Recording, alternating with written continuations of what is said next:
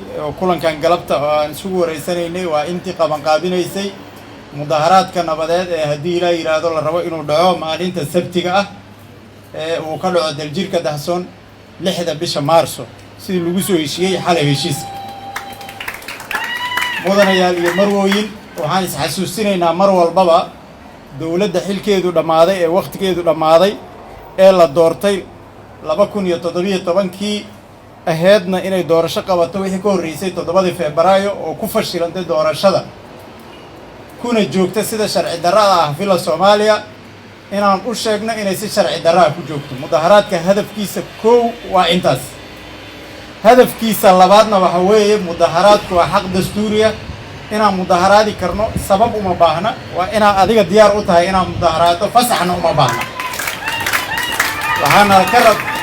waxaana la ka rabaa inaan ogaano midaas ayadoo sidaas ay tahay haddana waxaan aad iyo aad ugu dul qaadanay carqaladihii aad ogeydeen ee dawladda waqtigeedu dhamaaday ee uu hogaamiyo madaxweynihii hore Farmaajo ay u dhigeen mudaharaadkan markii laga soo bilaabo 19 Febraayo habeenkii Jimcaha oo ay weerareen madaxda midowga murashaxiinta iyo madaxweynayaashii hore kadibna maalintii Jimcaha ay weerareen madax kale oo banaanbaxa ku dhex jirtay ayagoo u bareeray inay xabad la dhacaan hub kala duwan waliba oo nooc walba hub kale ka laga bilaabo daba jeexle dhashiikale baasuukayaashii nala ku soo riday mid ka mid ah wuxuu ku dhacay aeroboorka waa midka maqaayadda guri haddii aad u haysataan kaligitaliska ku jira fila Soomaaliya inuu ciyaar yahay ciyaar ma ahan wax walba oo awoodana inuu adeegsado diyaar u yahay mudanayaal iyo marwooyin waxaan rabaa inaan idin xasuusiyo dalku wuxuu marayaa xaalad kala guur aad iyo aad u adag oo ilaa 2000 carta sidaan uga nimid aan wali hore noo soo marin waxaan joognaa waqti doorashadii inay dhacdo ay ahayd oo doorasho inay dhacaysay in kale aysan muuqanin madaxweynuhu xilkiisii dhamaadana uu diiday jid walba oo doorasho ku dhici karto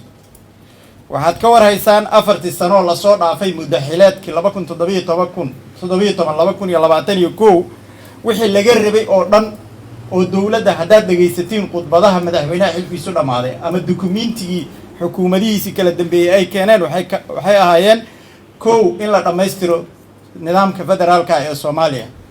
hal talaabo haddii laga qabtay qofkii ka mid ah waa ii sheegi karaa waa bilcagsi dhibaatooyin iyo dhaawac aad u tiro badan loo geystay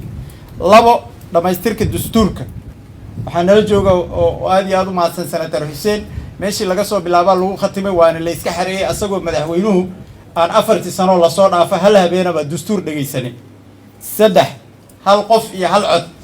in la qabto ayay ahayd doorasho hal qof iyo hal cod ah wax laga qabtay ma jirto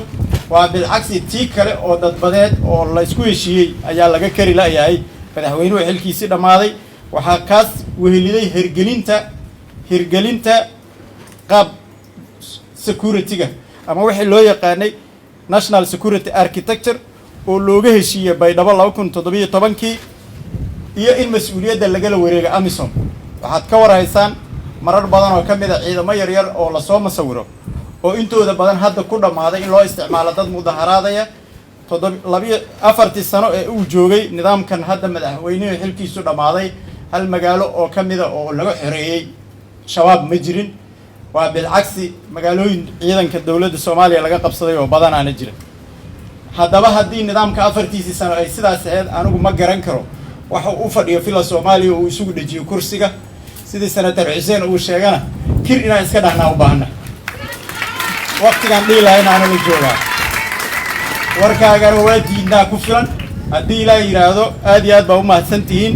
waxaan rabaa inaan idiin sheego mudaharaadka dhacaya haddii la yiraahdo maalinta sabtiga ah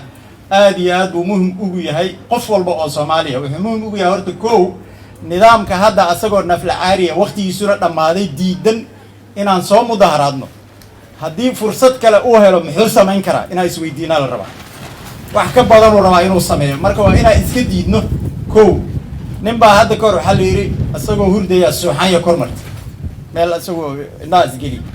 marka waa la aamusin waay ninka aad buu u ooyay waxa la yiri maxaa kugu dhacay meesha waa suuxanya waxa maray wax weyn maane war suuxanyada ma ahane meesha hadal iyo mareen bay noqonaysaa waxa la ooyay ninkan hadda hadduu mudaharaadka noo diido waxa uu soo wadaa ka badan marka inaan mudaaharaadkeena xaqiijisano la soo baxo laga run sheegaa la rabaa waxaa intaas weelisa sidii senatarku uu noo sheegay afmaayu noogu sheegay intii fahamtay waa fahamtay intii kalena caafimaadka annagoo ilaalsanayna inaan nimaadno annagaa mas-uuliyadda caafimaadka iskale sankeena xiran yahay faraha dhaqana kala sikana intaasna inaan ka shaqaynaa haddii ilaa yidhaha nala ka rabaa dhammaanteen intiinaan meeshaan joogta madaxaa tihiin dadkii loogu talagalay mudaaharaadka inay xubnaha u b d ee kala duwan ee magaalada muqdisho ku kala firirsan inay kasoo abaabulaan aad tihiin haddii ilaa yidhaahdo subaxa sabtiga daljirka dahsoon iyo 1 saaca noo balana haddii ilaa yidhaahdo madaxdii xalay heshiiska kusoo saxiixday waa mahadsan yihiin annaga heshiiska aan soo saxiixnay sidiisii u jiraa siday madaxdu noo sheegtay waa ka waraysaan in madaxweynaha xilkiisu dhammaaday uu carqaladeyn isku dayay laakiin asaga u taallaa intii heshiiska nala saxiixatay weli sideedii bay heshiisku u jiraa subaxa sabtigana dowladda xukuumadda xilgaarsiinta waxaa laga rabaa ammaanka annagana waxaa nalaga rabaa mudaaharaadka haddii ilaa yidhaahdo iyo codkeenna inaan sheegano qof laga yeelayo marka xaq dastuuriya ma jiraan dhibaa lagu gaarsiin karaa dhibaataa ka imaan karta waa run laakiin qofka waxa ka badan ee uu soo wada aad iyo aad uga badan waxaan u mahad celinayaa dhammaan saa uga soo wadanka wali la roogay xilli qof walba ma aragne mas'uuliyad inta isku saara lambaahani dowladnimada ilaali lambaahani walaa la keli inta la ilaali lambaahani la rooga saas dartiye UBD wali hormuud ku eta wadankan dimuqraadiyiintiis hay'adooda inta shaqeeyaan qofna nin ku herna dictatorka iyo kilitaliska la diida hoob una shaqo erna una kala kamaha meelun hata marsiyahayna email fayl lambaahani arga haytan daawada haytan odayga waqtigii dhamaaday geeyaha min wali insulinya anti walaago aska dhawaadowka aniskooyowka anti orsiniga ka marga haytana diino lambaahani ka arga hayna leer lambaahani ka shuufahayna leer lambaahani safayl lamfiiriyo lambaahani fiiriyowka iyo aragowka iyo hadalowka garantina teegan ya madaxtooyada ku taaba lambaahani marka arintii ay ku caajisnay sabtida afkana hirinay caafimaadkan ilaalsanay dimuqraadiyadan iyo ma aragne dowladnimadan ilaalsanay caafimaadkayna inta ka haysana dowladnimadan inta ka haysana laakiin dictator ee shirada inuu arlada ka tagayaan remiiska diidan in isku hoyo iyo wada hadalka diidan kila ahaan yuras warana ma eedan ma haddii ay u haysataan kaligitaliska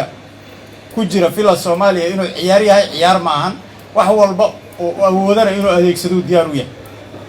mudanayaal iyo marwooyin waxaan rabaa inaan idin xasuusiyo